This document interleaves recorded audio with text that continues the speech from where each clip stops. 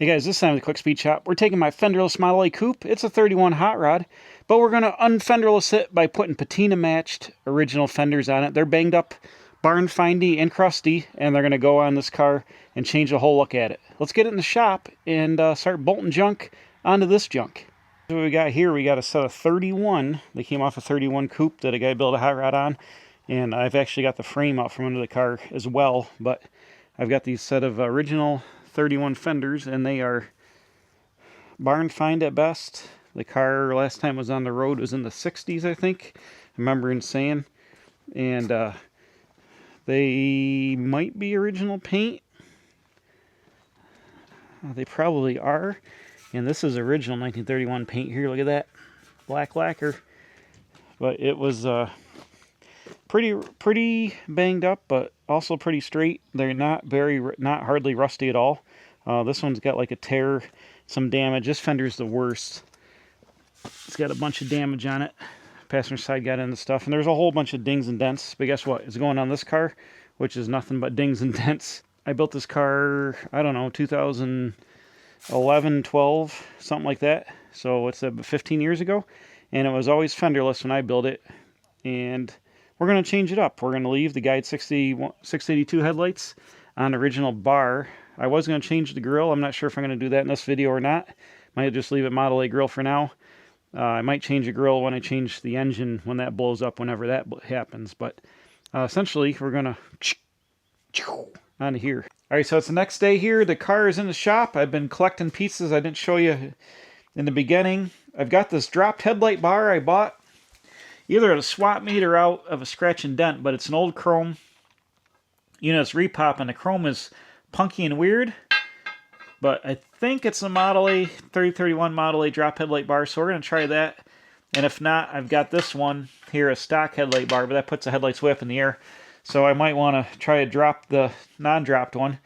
And I think the first thing we got to do is we're going to start with the running board brackets, attach them to the frame, which are here. They're off that frame I had laying out in the driveway the other day. They attach to the frame here. Let's see, left rear, right.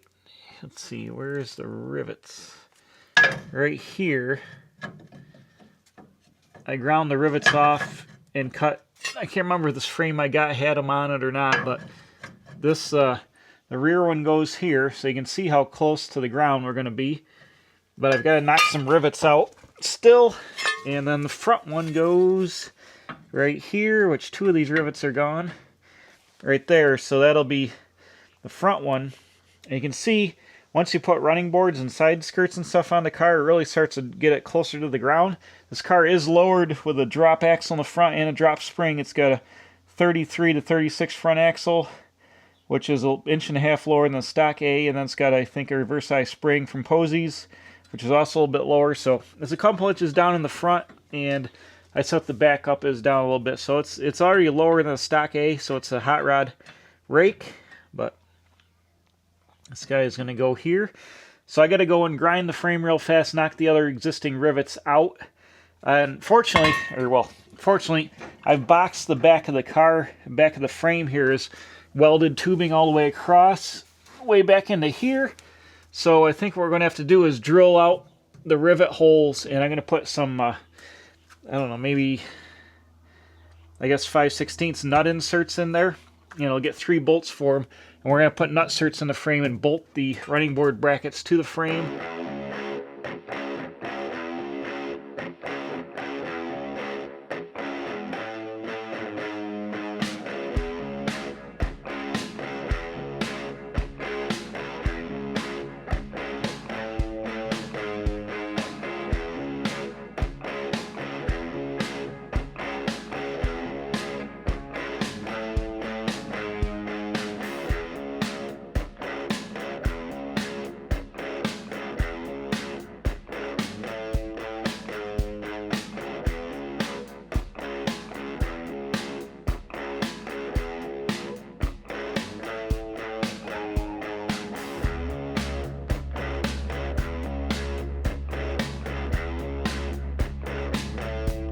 All right, let's get our running board brackets bolted on. You saw me drilling and putting the fittings in, I screwed up here. I started going off. I saw these 3 holes. I'm like, that's a fender bracket. No, it's actually back here where the hole is in the frame.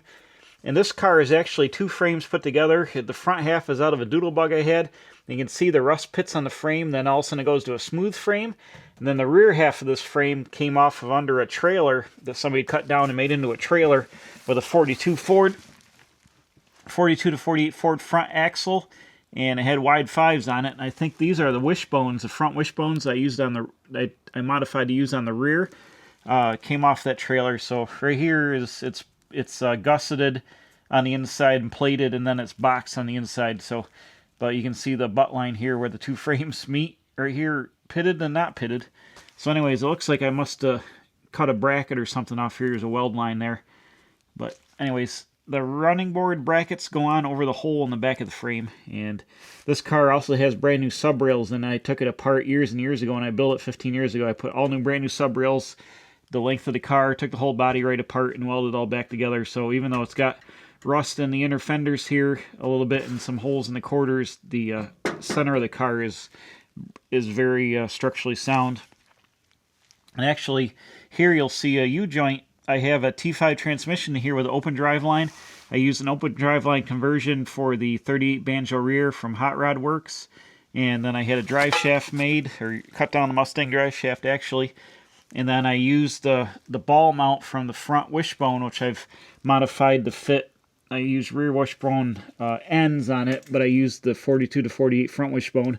And then it goes to the ball socket, which I cut out of a cross member. And then I 3-linked it, so the lower radius rods are supporting the bottom of the rear end. And then here you can see this rod end up here on a bracket welded to the frame. This is just a piece of like 1-inch pipe with end sections, and it goes down and it ties into the front here. So it essentially 3-linked the the rear radius rods so they won't bend, and it all pivots here. The secret to doing this style rear suspension is having the pivot ball be right where the U-joint is on the transmission, so it all pivots at the same spot.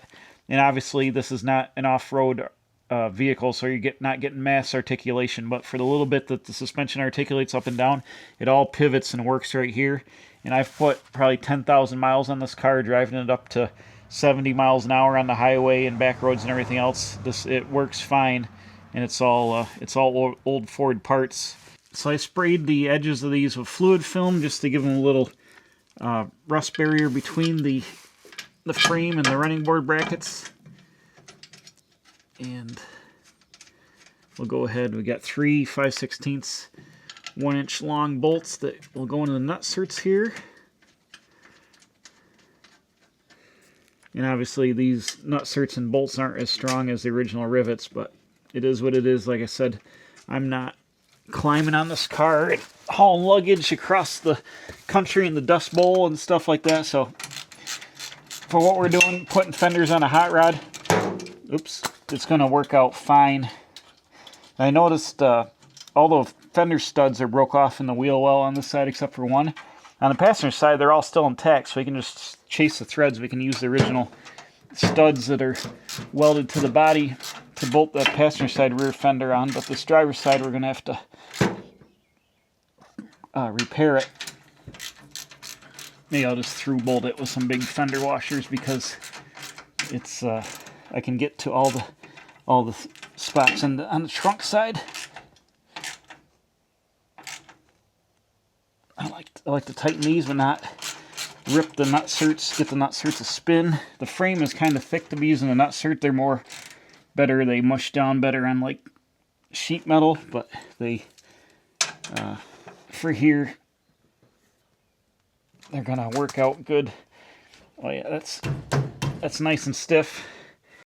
I thought about cutting the floor out of this car and channeling it and putting like some kind of 50s overhead V8 in it and going up into like the 50s, channeling over the body, but then I have to cut up those brand new sub rails. Like I said, I would have to do all that. I'd have to redo the gas tank, which is under the seat and into the trunk. I'd have to redo that, redo all the steering, the pedals and everything, and I'm like, yeah, that's a lot of work for what it is. So we'll change directions and we'll go put the fenders back on it, and then eventually, like I said, I'll be putting a flathead V8 in it. I have a decent running 48 Ford flathead of 59 AB. That'll probably be the one to go in here. And I'll probably at that point put my 34 commercial truck grill shell on it, because that'll give me some more room with the flathead under the hood to run a radiator and stuff and a fan. So that'll be a couple of years down the road whenever this 4-cylinder blows up. I don't have the inclination to tear the whole car apart right now to change it, but you never know. It is future plan. Bam. All right, so I think now the next step is we're going to put the splash shields on, the fender apron splash shields. I've got to take the hood off because we got to unbolt the body. We'll jack the body up from the front because the splash aprons end here. It can sit on the frame in the back, so we'll just pick it up, or maybe I can sling it from the ceiling with a couple of ratchet straps, or off the garage door. You know what? I might be able to do it off the garage door track and sling it through the roof here and pick it up. Like, we don't got to go very far, and this doesn't weigh that much. So I have some heavy pipe hanging on the door tracks. We might just do that enough to get it up in the air. But then the splash aprons literally just slip under. They're just sheet metal. They slip under the body, and then we set it back down and bolt it back down. They come down to here, and then the running boards sit on them, and then you bolt the fenders on. So we're going to work front to back. We're going to put all that stuff on, and then put the rear fenders on last, I think.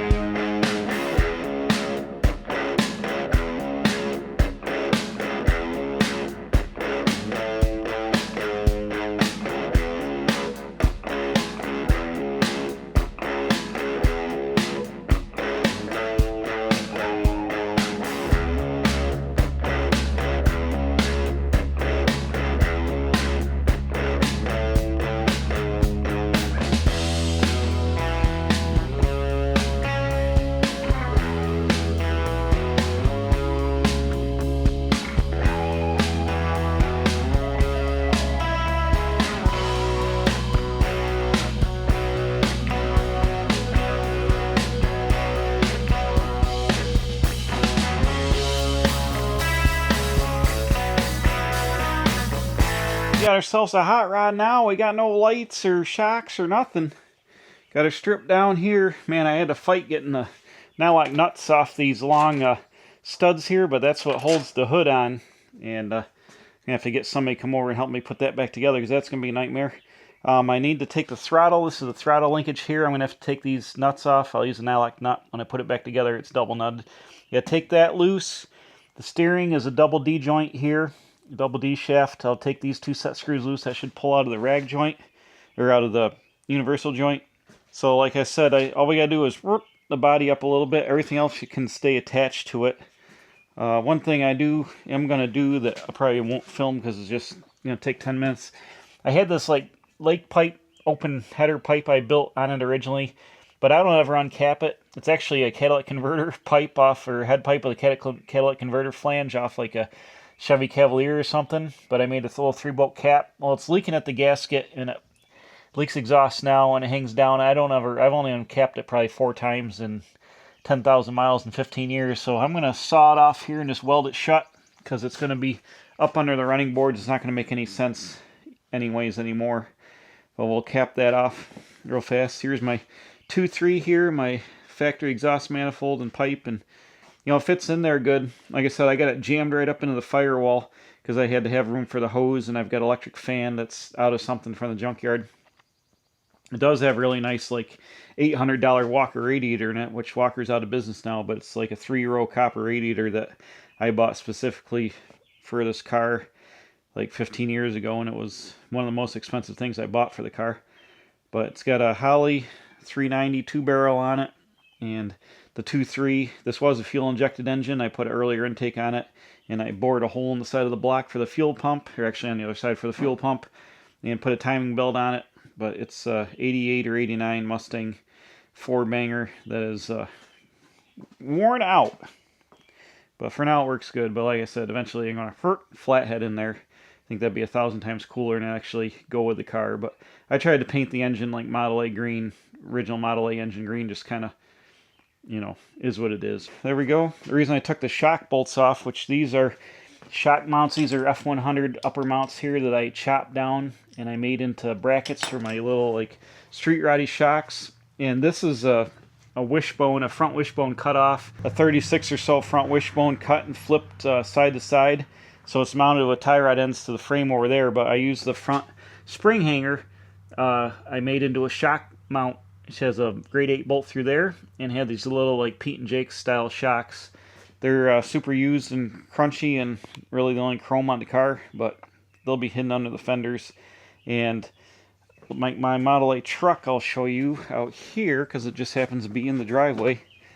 What I might do for upper shock mounts is what I did on this truck. I went and I boxed in the fender braces, and I used a little bit.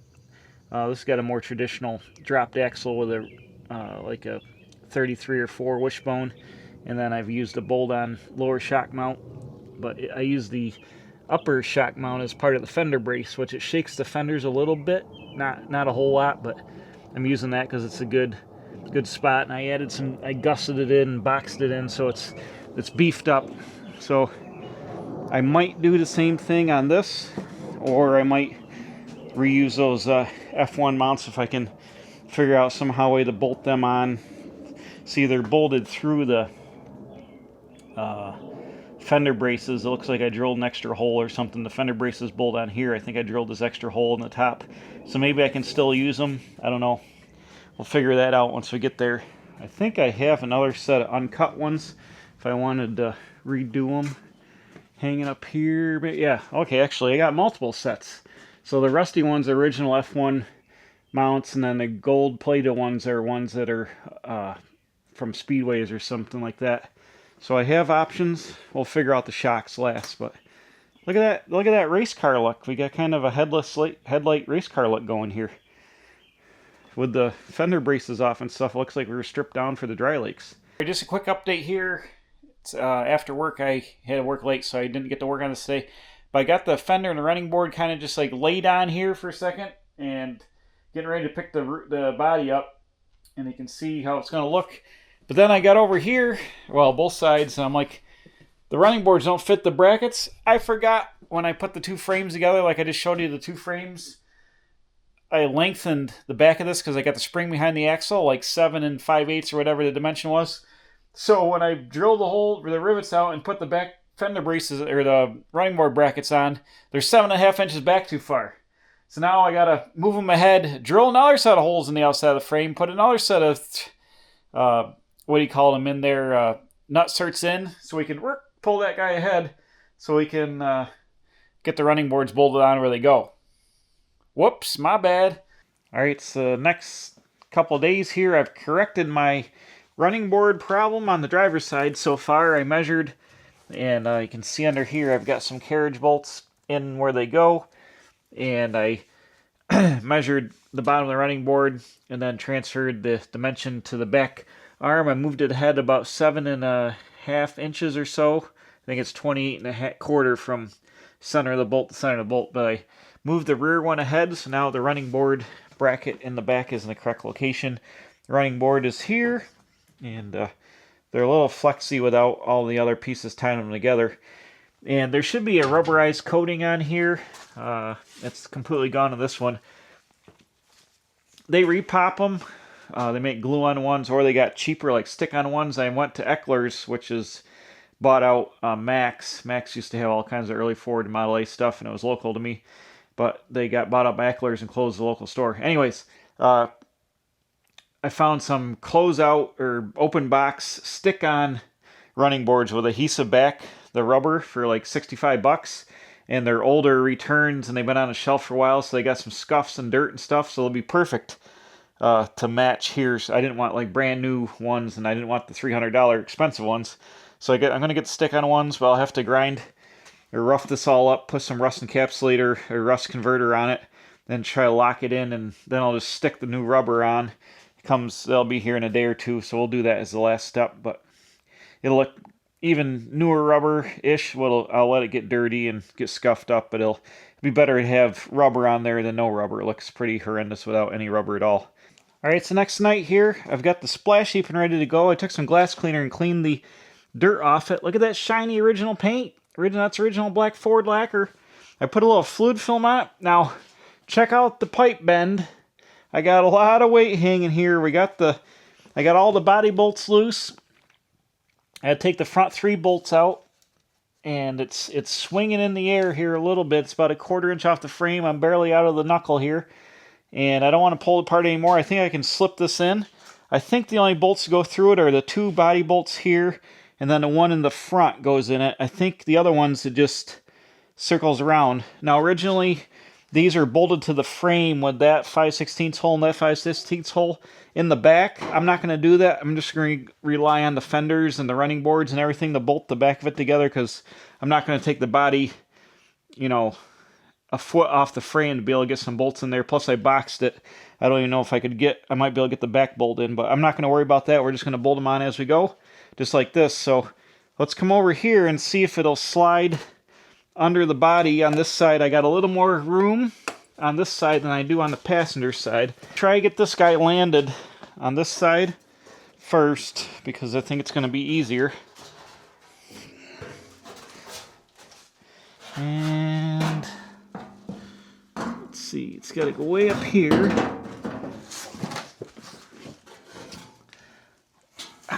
Where is right there. Oh, look at that. It slid right in there in the front. The back might be a little tight. Oh, it should want to go in. It's where I'm not sure about the other bolts, if I need to take them out or not. What does the fender say? Fit-wise here.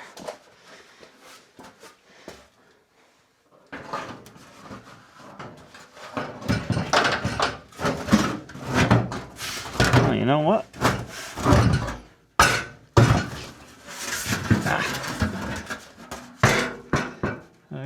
There's one stud here.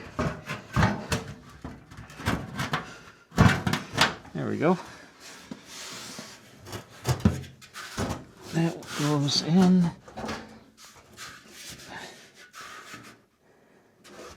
Am I touching?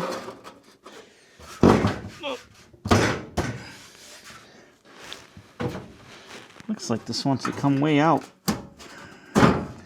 to there. Oh, when I push that in, it pushes it away from the fender. Well, oh, you know what? The fender's splayed out. So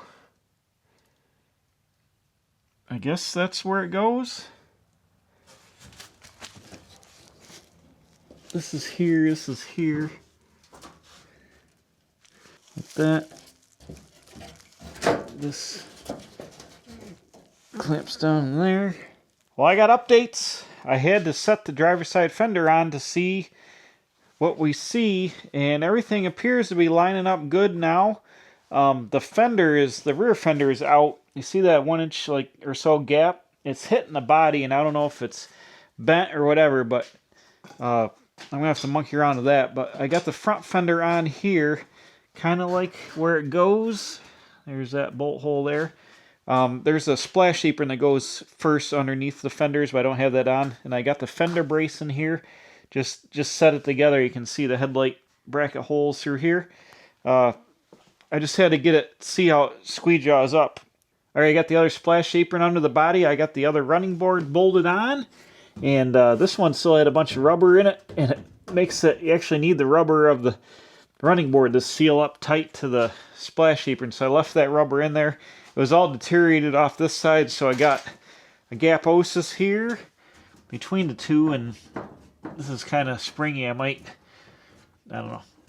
Might try to do something to that, put a zip screw through it or something under a real small screw through the bottom, try to pinch that. But anyways, I think we're ready to set the body down. Hopefully it'll be okay. The problem with ratchet straps is there's no easy way to let them off without just having to go ka-chunk. So let's like that. Holy moly. Well, I guess it's good because it's down. Yikes. That was quite exhilarating. Actually, the car went down a little bit too because I had oh, it's still up a little bit. It's pinched. I had a lot of weight, more weight than I thought on that pipe. Boom, but the splash aprons are where they're going to be. I got all the bolts back in the body. I just they're just loose. So I'm also thinking before I do the front fenders, put them on, I got to do something. I got to make shock mounts for here. And these are the original F100 ones I cut down. I'm thinking about taking, I got some other F100 mounts. I'm thinking about taking a set and making a piece that either welds to the side of the frame, that welds into this, and just, or try to bolt it.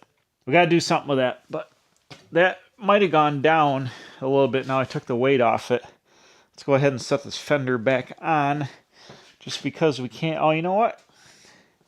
Let me bolt the other fender brace on, and then we'll stick both fenders on real fast and take a look at that. Well, you're not going to believe this. Check it out. Bam! Both fenders, a stock headlight bar, and only the passenger side headlight because my harness is way too short to reach. I was able to cut the zip ties and pick that one up and put it on the headlight bar just for looking. So, you saw the cab went down when I let the ratchet strap off. So the tire, it dropped a little bit. The tire clearance, the fender actually looks even better now. It's almost like a perfect height. It looks good. It could go down maybe like an inch or two, but putting a drop axle on it would make it have too much of a height. It's pretty, I like it. So that looks good. Actually, I'll show you this side. The running board and the fender all line up nice on this side. This fender is also good. It's got a little bit of primer on it. It's got a ding and a dent here, but they're both wonky, but they'll match up. So it looks good here. The running board bolted right on, like I said, tight. So this side actually looks pretty good. So I think this is a 3031 headlight bar, but as you can see how high the headlight is. I don't like the stock headlight. Model A headlights are way up in the air. These are aftermarket headlights, but they're way up in the air. Don't really care for it being that high. So I have a solution maybe.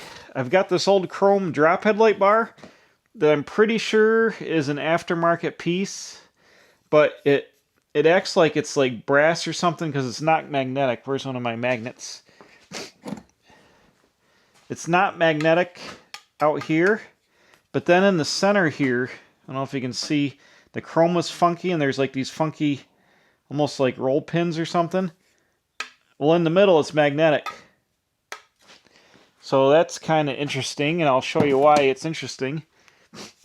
Somebody, I don't know if this is for a 32 or they widen it for Model A. It's got a curve to it. Obviously, the other one's straight.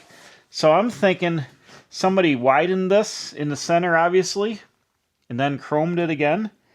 I'm thinking I can take this and cut an inch out of it, or inch and a half, or whatever, to shorten it up to make it so it fits this fender, or fits, right now it's too wide, obviously. But if I shorten it up, I can use this chrome drop headlight bar. Shorten this up. I'll just paint a little black strip in the center or something like that.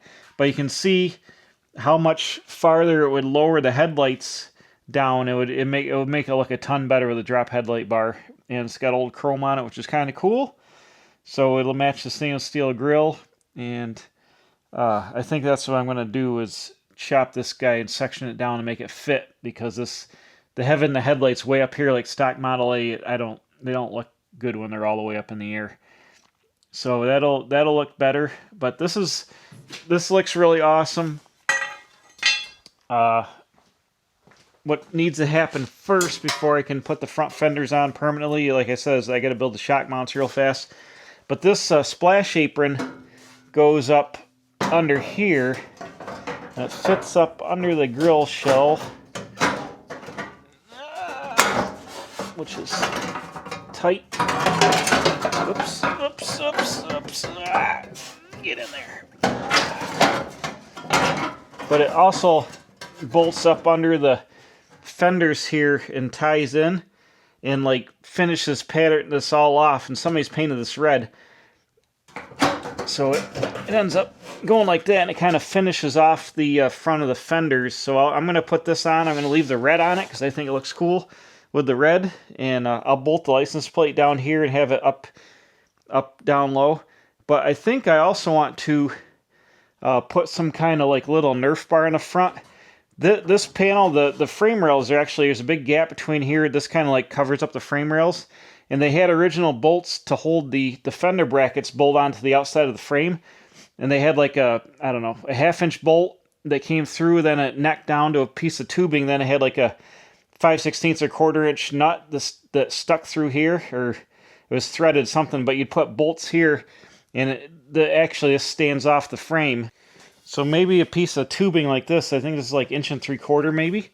And if we did like a short piece of tubing, and like I said, cap the ends off with a plate with a hole in it out here, like a tab, like it was a tow bar mount, that might be kind of cool. Just to add something, a little flair, something different. Instead of these kind of like Model A's kind of like funny with full fenders without some kind of bumper on them because of the way that all this is. Or if you put like a spreader bar in it, you know, put a piece of pipe in there, make a spreader bar, it doesn't look too bad. Looks like a 32 without a bumper. But I think it'd be neat to make like a bumper out here, a shorter one.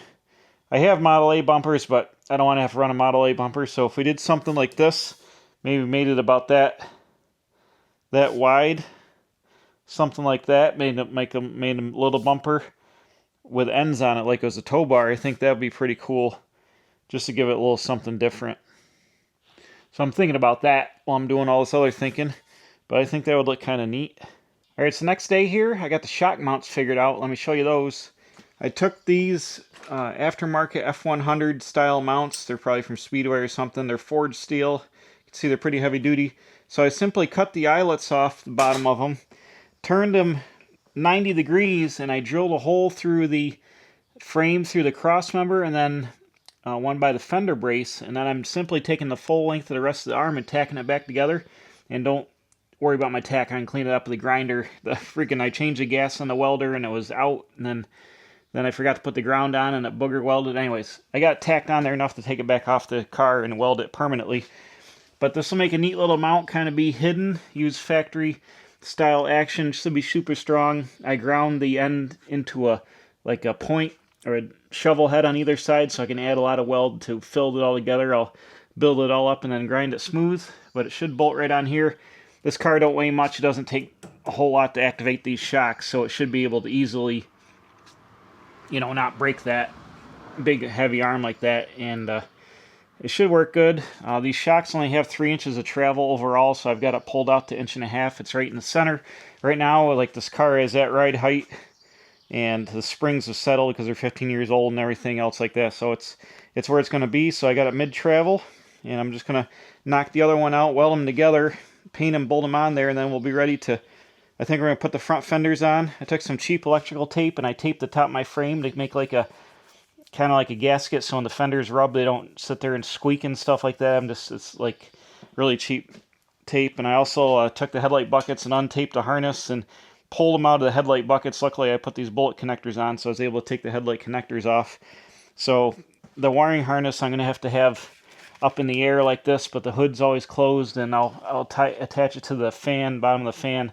But it was too short to leave it down by the frame, and you know, it is what it is. It's whatever. When I change the engine, I'll redo it or lengthen or something. But for right now, I'll be able to just zip tie all the wires up out of the way like that, and is what it is. I didn't want to have to cut the harness and add a bunch of wire.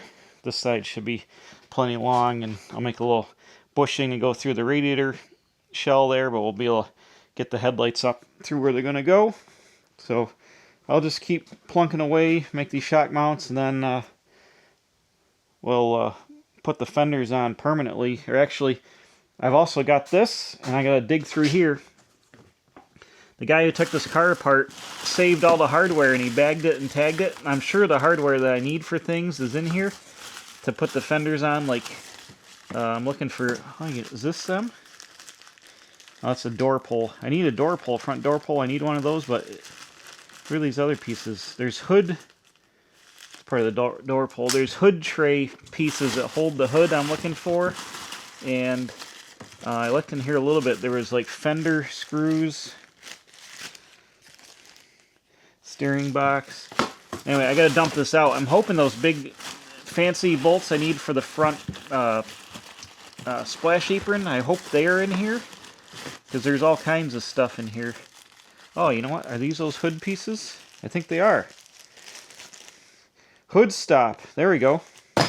So I'll dig through the hardware and I'll find what I need in there. Sorry, this is a long video. I want to do this all in one video, go from not having fenders on the car to having fenders on the car. So this is probably going to be a marathon video. Just be warned, or you can see in the ticker that's probably long. I'm not sure how long it is, but I've been working on this for 2.5 nights now. So we'll see how long it takes, but you're going to see the whole process start to finish.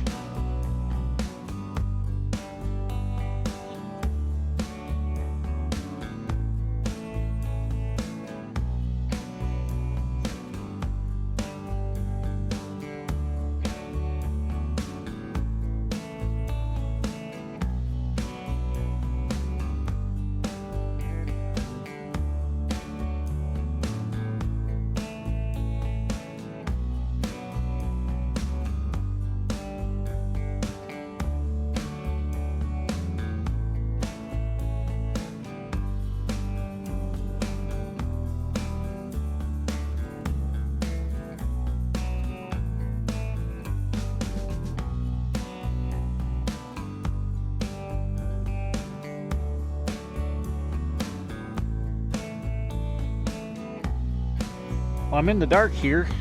I don't know what just happened, but there was a horrendous crash and bang and explosion, and the power went out, and I think somebody went off the road at the end of the corner or something. There's a four-way intersection down there where those flashing lights are, and plowed over one of the power poles. I can't really see what's going on, but it didn't sound very good. And I can see a pole hanging, and it happened like 5 minutes ago. It was like a horrendous crash, and then multiple explosion noises, which must be the wires popping, laying on something before it finally knocked the power out, or blew up one of the transformers down there, one of the two. But I could see a truck on the side of the road. I didn't see any fire or anything. I don't know what the heck happened. Then the guy who lives up the road was cruising by. He's on the fire department. He stopped, and then the fire whistle went off. So I don't know what happened down there, but it don't look good. So I have to push this outside and work in the sunlight here, because it's pitch black in the garage for now, and probably going to be out for a while, I would assume, because they're going to have to set a new pole and fix the wires and everything else. Not good, bro. Not good. Updates upcoming. Alright, I got the shock mounts painted and mounted here. They look pretty sweet. I welded them pretty heavy, that I added a piece of round rod over the joint just to reinforce it there, if you can see that. They're all mounted up. I think I'm ready to bolt the fenders on. Oh no, I forgot. I'm gonna put a nut cert in this hole, and then this is where the other hood latches go. I'll try to nut cert them. I forgot I gotta do that. Let me do that real fast. Down there, they're down there fixing the power down there, if you can see past that pole. Oh, they're coming down. They had to pop the fuses open. So hopefully it'll be underway here not too long, but 2 broken poles down there is not, it's going to take a while to fix that. So we'll see what happens. I got my bucket of bolts out here, and I found the splash apron hardware, which I was looking for. Like I said, they had bumper bolts and they had a piece. Unfortunately, they are all ruined and broken, but I found some other pieces flash near front. Some of these tapered pan screws. I got the frame fixed there with a nut cert, but I can't put the fenders on until I put the splash apron on in the front. And I've got these, and I'm still digging through hardware. We got lots of stuff left to go in here. Sill plates. Everything is labeled. A lot of these bolts are junk. Passenger side rear fender bracket to body and frame. Like, a lot of this hardware is really rough, but that's...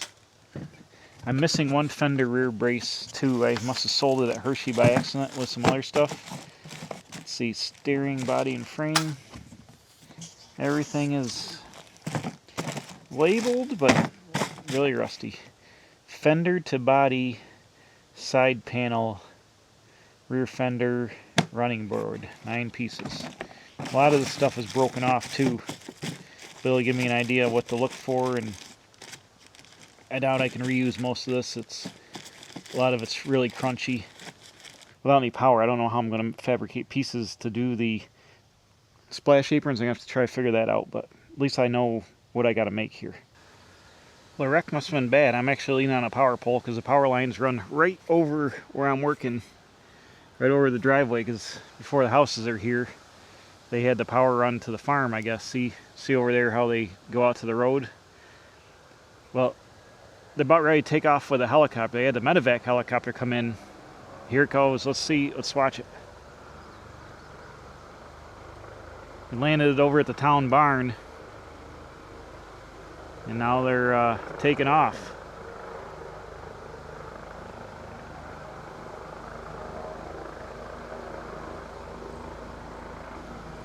They circled around over this field. I thought they were going to land it here next to my house, but they landed at the town barn down on the corner.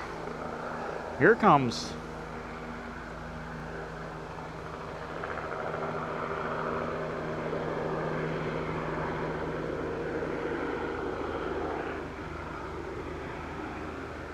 It's over the trees. It's going to be hard to see. That's crazy. Anyways, back to Model A stuff, I guess. Alright, well, there's no easy way for me to replicate the splash apron bolts, but they do sell them new for like 20 bucks for a set. Repop, so I'm going to order some of those, but I think we can still put the fenders on. I looked at it more. I can put the splash apron on at a later date, so I'll order those. So let's, I guess, put the driver's side fender on. Here we go.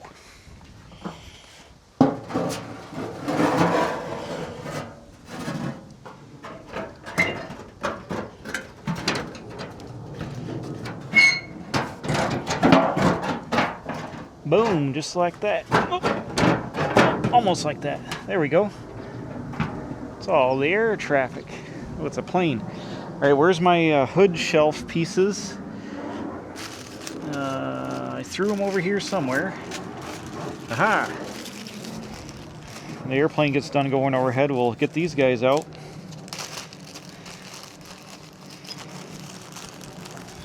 And I don't think we're going to use the...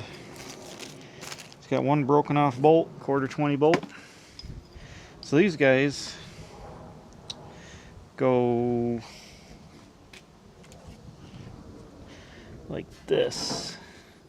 And the hood, they're a hood stop. And obviously this one is missing the rubber on the other side. So we're going to have, I guess, one hood stop. But we'll go ahead and we'll bolt this one on. Just because we can. Alright, here's the other one.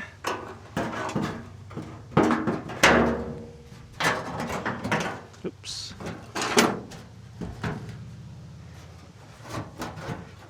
Now I'm just putting new... Oh, what's going on here? Gotta get there. I'm putting new hardware on. Everything like I said, except for I tried to use an original, what do you call it? Why don't this go back? I tried to use an original, oh no, the splash apron needs to come forward. It's a chance that happened. I haven't bolted the body down yet, so maybe it will. I can tap it ahead. We're gonna have to do all I can do. I'm gonna have to get splash apron hardware. Oops. What's going on with this right there? I'm gonna have to get splash apron hardware for the whole apron, and it does the front of the fender. But that locks that guy down. That's for the hood prop. That bolt's lined. I don't have any more of the apron screws to go in here, but I will have all the rest of the bolts.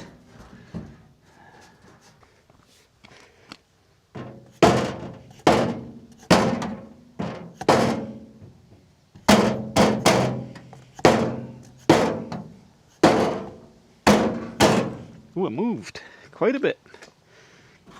Oh yeah. You know what? I'm going to use the bolts to draw it together. Let's put the fender brace bolt in here, which I have. I'm using all nylock. Why are we so far away? I'm using that old nylock hardware where it doesn't show like the fender brace, the fenders to the running boards and stuff. I used brand new 5/16 grade 8 bolts, and then I'm just using, like I said, nylocks, because this is not a restoration project, and nobody will know unless they climb under it. But there's no sense putting rusty junk hardware back on. We'll put good hardware on. But I did put all the nuts facing in, so you can't see them from the outside of the car.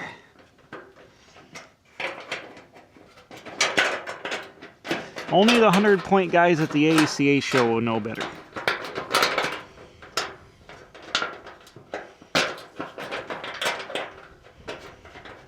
This car is almost 100-point, not quite. That's a joke. This car is about 10 points.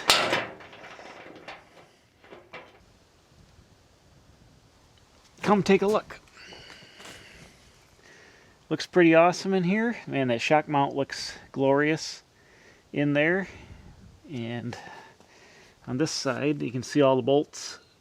You put the nuts in, but obviously they're new bolts, but is what it is. Well, we got the, see, I only had one of these screws. All the other ones are broke. This panhead screw.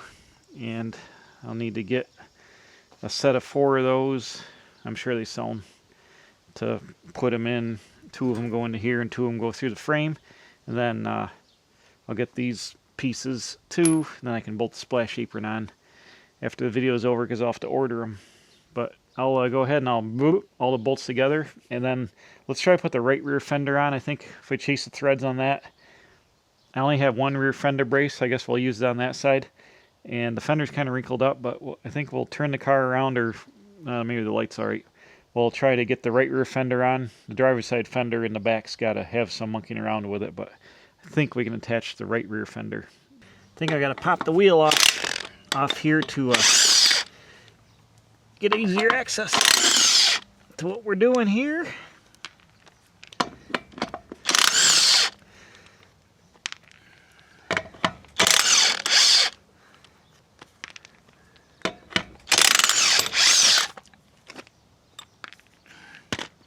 If you're wondering what this wheel is, it's a Ford wide 5, and they made them from 36 to 39 only.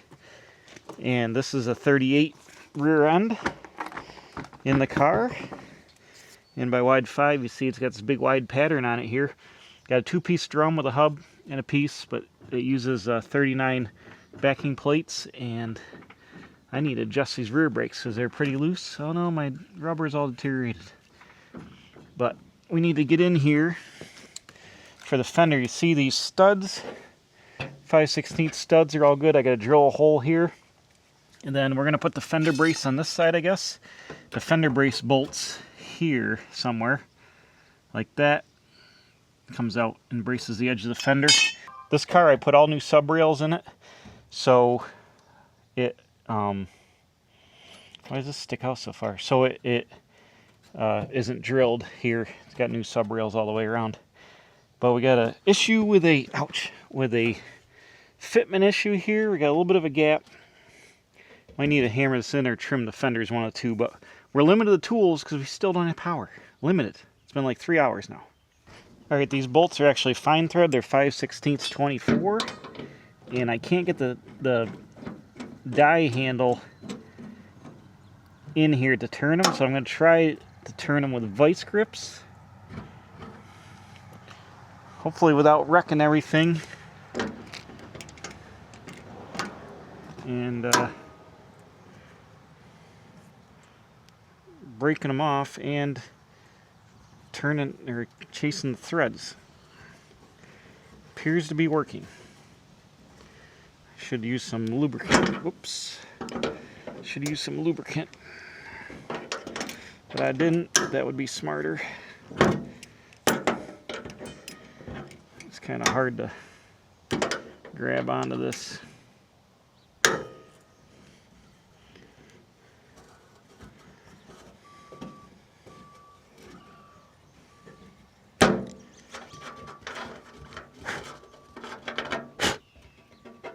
Oh yeah.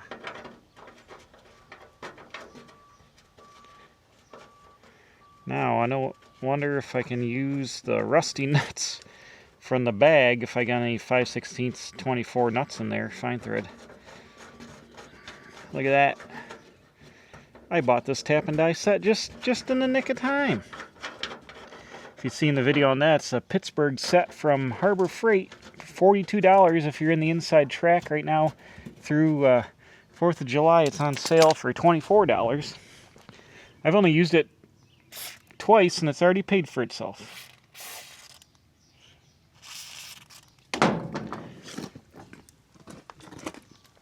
Ouch. The secret is getting them started straight.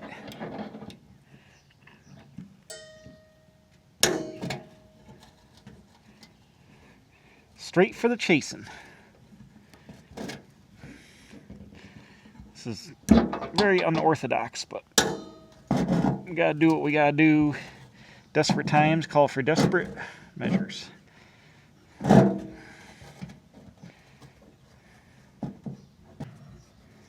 Ooh, it sounds like they're drilling power pole holes down there. It's a good sign.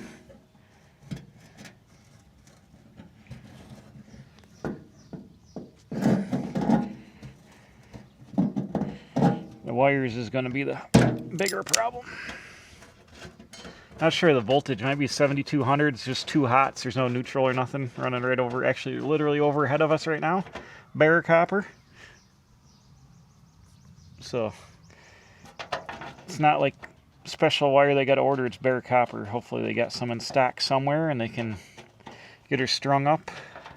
I'm wondering if, kind of wish there was like a double-ended feed where they could feed it from both ways, but I guess if it's only off till midnight, it won't be that big of a deal. It'll be like a 9-hour outage, and like, knock on wood, I've been here 18 years, and very, very seldom the power goes out more than a couple hours, so I've been very fortunate. I have a Predator 9000 generator that we could run to run a light plant out here if we wanted, or I could, but I haven't hooked up the backfeed plug for my house. I more got it for emergencies, like a 3-day outage. I could temporarily wire it in, and actually I got a generator plug I need to wire into the power panel that we could have been generating this whole time, but it'd be kind of hard to film with the generator running is the one thing. So not real, you know, whoops, we got daylight for multiple hours here still, kind of. I'll have to go get some dinner at some point so I don't have to open the refrigerator or the freezer, but I think it'll be okay. Alright, let's try to bolt this guy on. It is pretty wrinkly, so I'm a little dubious, but might be able to make something happen. I want you.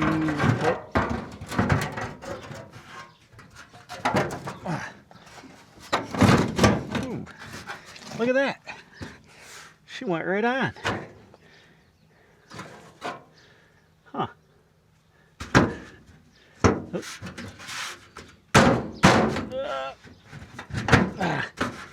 Why won't it go? Why is... Ow. There we go. Boom. That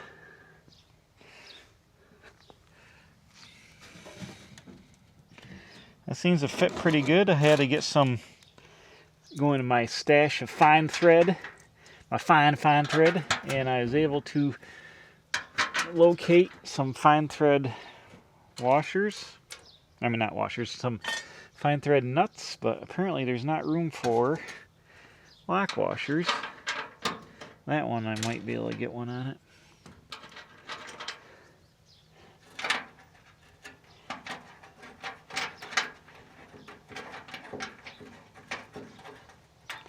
The other ones, maybe no.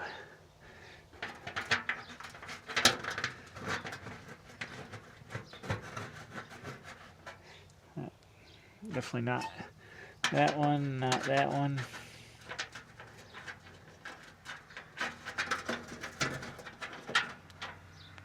I'll have to monitor the situation. Can probably get a lock washer on that one. Not going to be able to have a stud there, which is unfortunate. And the neighbors are on the lawnmower, so that's going to be in the background now for the next... I don't know if we're going to be able to finish this up. It's getting dark out. There's going to be getting dark out. I got to prepare for swap meet. Might have to finish her up a little bit later on. All right, it's the next day here, and as you can see, I got the drop headlight bar on here, and what I think, I cut 3 inches out of the center of it, almost 3 inches out of the center of it. Where's this fighting me? Somebody had lengthened this, and they'd used a piece of tubing. Now this is chrome plated, but it's steel on the inside, so I ground the chrome off, and I cut it just a touch short, so I'm going to use a 5/16 flat washer as a little filler. I'm going to try to booger weld this back together with a MIG welder. Get some brand new welding gloves, because my other ones, I'm still going to use them, but they got a hole in the thumb, and I burned my thumb more times than I care to admit. So now I can hang on the stuff. These are pretty thick though. They'll work their way, and I can hang on the stuff here. Am I going to be able to hang on to the washer? I might have to kind of like guide it by hand. Oops, oops, oops.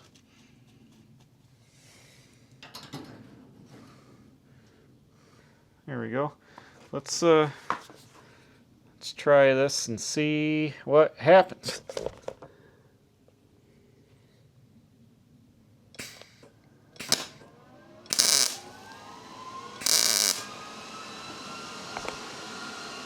It's doing the thing.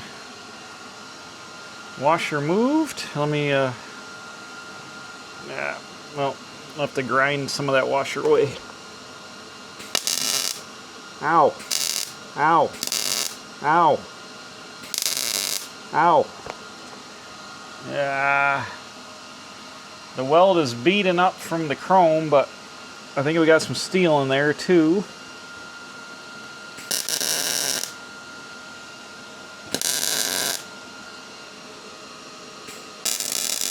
Ow.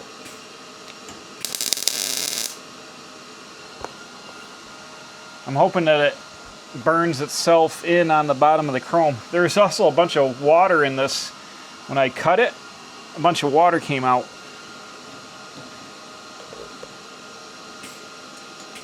Ah.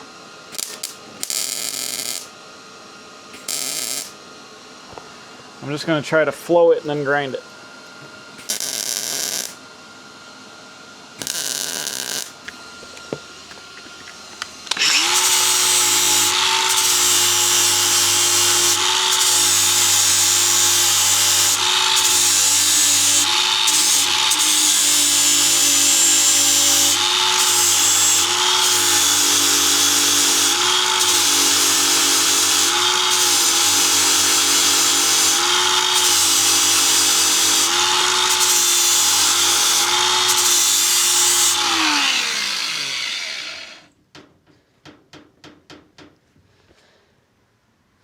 And that kind of worked, I guess. I'm just worried that it's going to flex and break. I probably should have sleeved it. Probably should have put a piece of steel in there, but I didn't know how to get it in and get it out of the car. I wonder if I can get it out of the car now. Oh, one side of this, the bolts are real sticky.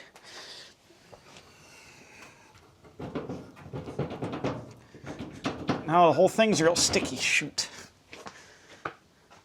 Come on, old man.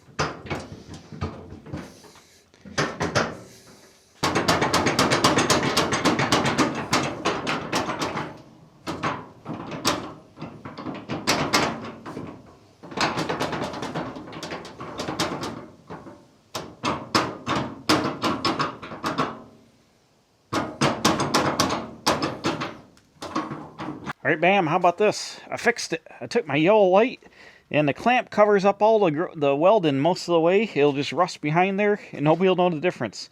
Now, the part that sucks is, I don't know if you can tell, the lights are crooked. But it's the way that it is. This freaking, the way they made this drop bar, the lights are leaned all in, and they're on a socket, but I can't get them to socket anyway. They'll go up and down, but they won't go side to side. And they're not even symmetrical. That one's leaned in more than this one. It looks freaking whatever, but it's the way that the bar is. So I don't have any way to adjust that. This is some kind of old like brass and chrome. I bet it's a repop bar from way back in the day. Is what it's got to be. I forget. I got it at some swap meet, I would assume, but it's like this is not metallic. So I bet that's brass, and then they add a piece of steel. So there's a little piece of steel jammed in the center. This might shake and break apart from the fenders flexing it. But we'll see. I'll run it as long as I can make it do. They make repop ones now. They're a couple $100. They're stainless steel that I can buy, or I can find the original one and heat it and drop it or whatever. But for now, it is what it is. I was afraid that the chrome was going to be too much. Not go with the look of the car, but with the stainless grill and stuff. And it's just a little bit of popping, and putting the light on there breaks it up. So I like it. I cranked these down. The feet are all wonky. It didn't really suck the bolts in very good. Might have to readjust those, but check it out. Let's do a reveal. Like I said, I'm still waiting on the splash pan, so that probably ain't going to happen in this video. I got this fender on. Took the tail light off. I'm going to make a little plate to block off that hole in the back. But it looks pretty awesome. The fenders are pretty wonky in the back, but they're somewhat even-ish. I think that one, this one's really wrinkled up. I think this tail's bent up quite a bit. Actually, I can see it. It's got a big crease here. I'll try to bend this tail down a little bit. And it's got tons of damage on the whole front of it here, but it doesn't look bad. We got a good fender to tire atchaper angle thingamabob thing. It looks pretty awesome, I think. It makes the car look a lot lower. It's pretty neat, though. I got to put the hood back on, and then probably not in this video, but I do have the rubber for the running boards. I'll grind these down. Oh, is that going to rattle? I'll grind these down, and I got some peel and stick rubber.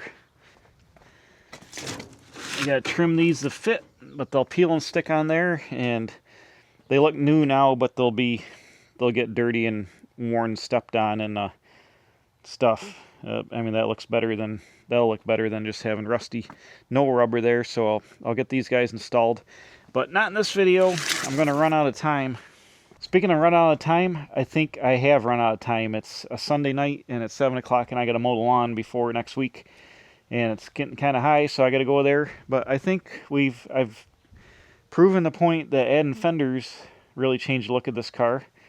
It looks awesome. Like I said, I'll just do the little trinket stuff. I'll put the splash pan on the front. You get the idea there. I might make a bumper. I might not. I'm not sure in the front. Put the rubber on. Clean some of the dirt off this. But I think it looks pretty freaking awesome. And I can't wait to drive my fendered Model A coupe around. Put the hood back on to cover up that yucky 4-cylinder. Or boring looking 4-cylinder. Cover that up. As soon as the hood goes on, the thing will scream 1947-ish. build period, everything on this car is pre-47 or 47 and older, except for the headlight bar, engine, and transmission. Everything else is 1947 or older. So that, oh, and the seats out of a minivan. But other than that, everything else is 1947 or older. So, bam, you're looking at it. I love it. It looks great. Thanks for watching. We'll see you next time. Probably working on the C10. I guess some parts finally came in for that. And we'll keep hammering on that. And I might have had my buddy with a body shop is going to paint the doors for me because I'm running out of time to get this truck together. I might be dropping the doors off, getting them painted while I'm working on the truck so we can get a little more time to get it done. But for now, bam, this is awesome. Check it out. Thanks for watching. Subscribe, like, comment. We'll see you next time. Making old hot rods even cooler at the Quick Speed Shop.